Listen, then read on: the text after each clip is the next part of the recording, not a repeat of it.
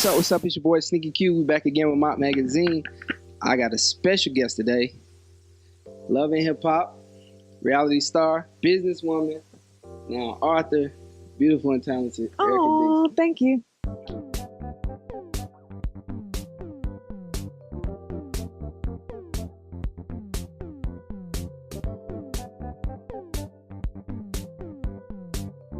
How you doing? I'm doing good. How are you? I'm good. I appreciate you coming through today. Oh, thank you for having me. Spending some time. Mm-hmm. So where do we begin?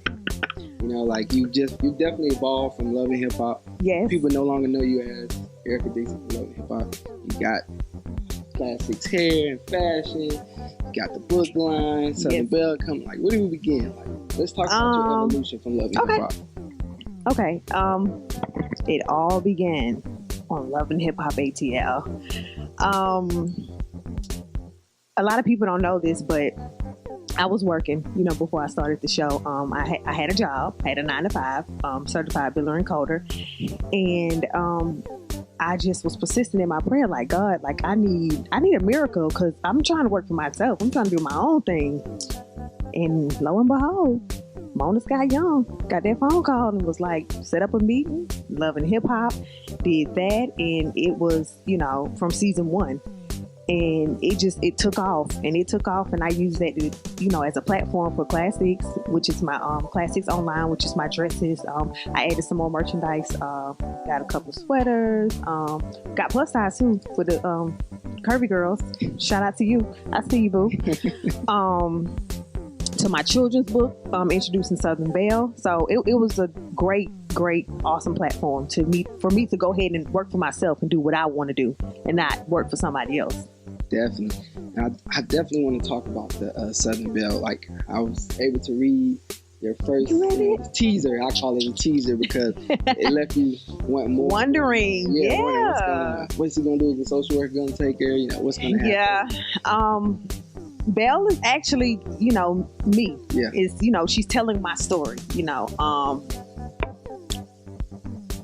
and it's very, I'm trying not to cry because I'm thinking about, just everything with the book, but it's really, really personal, you know, because I've been through a lot, and I feel like only a snippet will showcase. You see, some part of my life, the drama part more so of my life, on the show. Yeah. But this is her telling you, like, from a kid, this is what I went through, and this is what, and then here I am today. So my transition. Definitely. So how big was it for you to release like something raw and uncut? Because I know, like, you've been quoted as saying that you want the younger generation of kids to realize that you can make it. Your circumstances don't make it. Right. It took a long time. I actually have to, again, thank Love and Hip Hop, because even coming on the show, I was so, closed in. I had up this wall, like, I really don't want people to know my business, and, I don't want to be judged. And I was like, you know what? If I'm going to put it out there, like, I'm going to put it all out there. And, and if it's going to be out there, why not hear it from the horse's mouth? Yeah. Like, you're going to hear my story, because it's my story to tell, not for somebody else to tell it to you and shop and screw it. Definitely, because it takes a lot of courage, to be able to just tell your story like that, the raw and uncut. Because a lot of people, when you're in the spotlight, you kind of don't want people to really know what's really going on, really going on. People think, you just started off with the glitz and glamour. Right. And that's not the case. Exactly. Like, I've been through so much, and there's so many other people that have been through so much to be, where they are. So, and I felt like growing up, I didn't necessarily have anybody that could relate to me. I talked to my aunt a lot, and she would just be encouraging and tell me to in church. I'm in every program in church, so just encourage me to build a relationship with God and just lean on Him. And at this time, I'm like 7 or 8 years old, so I understand, but then I kind of don't understand. Definitely. So I want something like a little detail from the book that I caught that I thought was kind of cool. What? With the book, when you got sent to the principal office.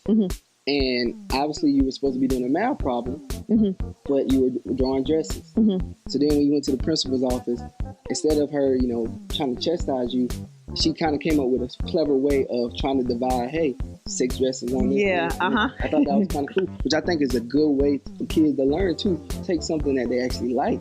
Right. And then use it right. As an instrument to further their education or make the education more fun and learning. I totally agree with that.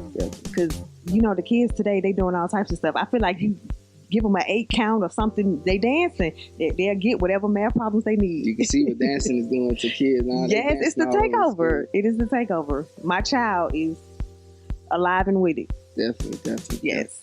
So also now with the classics, hair and fashion. Now I remember like just recently we were on the red carpet and you tell you look for a lot of classy pieces, but a lot of skin you're gonna show. Yeah, we're gonna give a you see a little bit more skin, but we're still keeping it classy, So classy but yet sexy. Definitely. So let's talk about the hairline. That she's wearing her hair now. Yes, classy hair.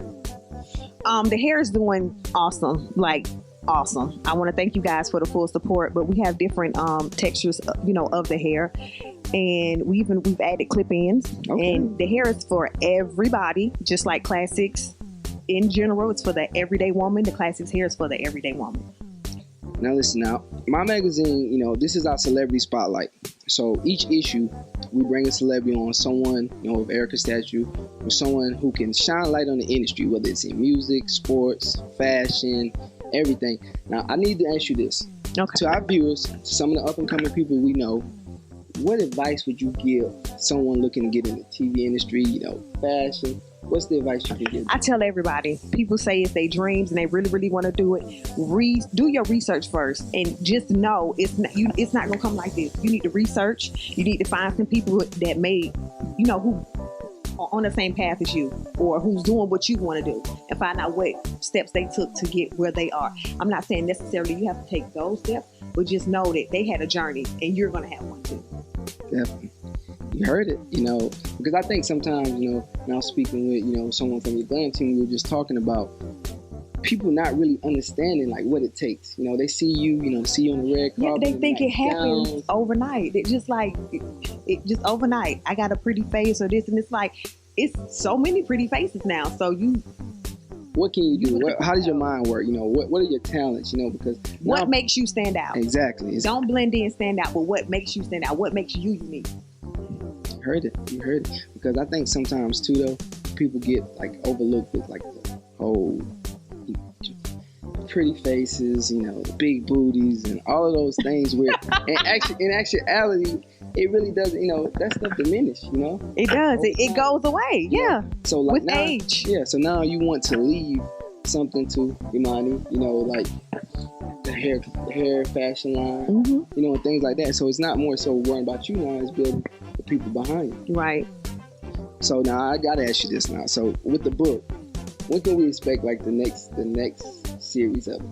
I don't have a date as of yet, but really, really soon, like within a few months. So before do you have any kids? No kids. Oh, you don't have any? You got nieces, nephews? Not yet. Oh, dang. Okay. Well, you got any friends with kids? I got friends with kids. Okay, yeah. Okay, there you go. Because the book was dope, man. I think you're going to do wonders with that just because of the concept and you able to be raw and tell your story. Because so many people, I'm pretty sure so many people that's going to be like, wow, she was courageous enough to tell her story. And it's a lot of it may help someone too come out of life and just tell somebody because you never know. People hide a lot of things inside themselves where they don't get it out. I think that's what I did. I harbored a lot inside. Then I got to the point where I was like, you know what? I want to tell my story. I was so relatable on a reality show. Let's see how relatable this book can be. And it is. Because so many kids are going through so many different things. So it can help with in any situation. Definitely. You definitely use Love and Hip Hop to full advantage. Gotta milk that cow. Gotta milk it. People no longer know you for that.